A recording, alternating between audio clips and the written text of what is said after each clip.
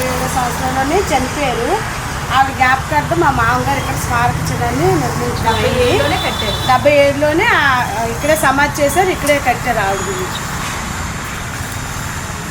ఇది బోని అప్పకొండ గారి సమాధి.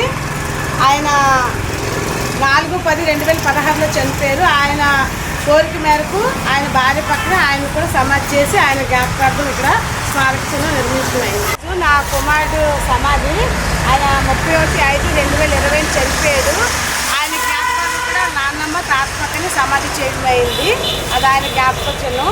అలాగే నా భర్త బోని సత్యం గారు 12/6/2025 చనిపోయారు.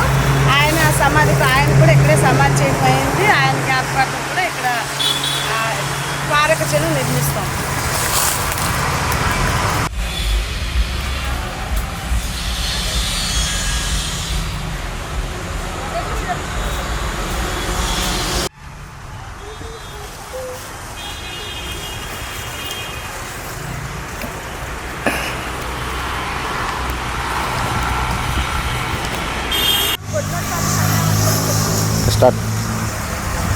ఈ స్థలం మా గోనెప్ప కూడా మా మామగారిది. ఈ స్థలం 1976/5/3/1976లో కొనడం జరిగింది. అప్పటి నుండి మా మామగారు సంపూర్ణ స్వాధీన అనుభవంలో ఉంటూ దీని మీద వ్యవసాయం చేస్తూ జీవనం సాగించేవారు. ఆయన మరణానంతరం మేము ఇక్కడ తోట వేసుకున్నాం. ఉక్లిస్ నీలగిరి తోట వేసుకున్నాము. 4-5 పంటలు అమ్మాము. ఇప్పటికీ తోట మిగిలి ఉంది. కొబ్బరి చెట్లు అలాగే నీలగిరి చెట్లు ఉన్నాయి. అలాగే మా మామగారు ఇక్కడ నువ్వు కూడా తవ్వించారు. అక్కడ నువ్వు ఉంది. ఆ నువ్వే వ్యవసాయం చేసుకొని ఆ నూతి నీళ్ళతోనే వ్యవసాయం చేసేవారు.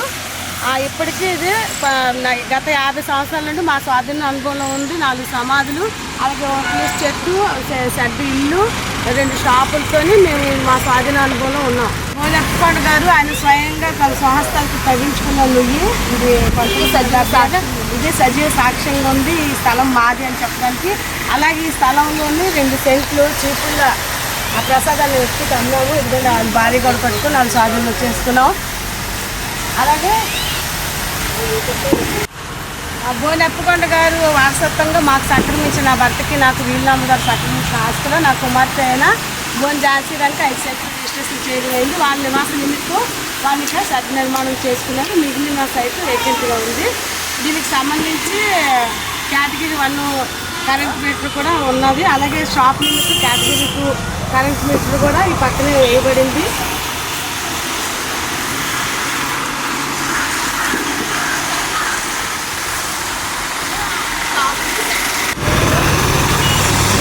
ఈ సైటు, ఈ స్థలము, ఈ 2 షాపులు, షెడ్డు, ఇక్కడ ఇల్లు ఇవన్నీ కూడా మా సమాధులతో కలిపి గత 50 సంవత్సరాలుగా మా స్వాధీన అనుభవంలో మా మామగారు కొన్నప్పటి నుండి మా స్వాధీన అనుభవం ఉంది.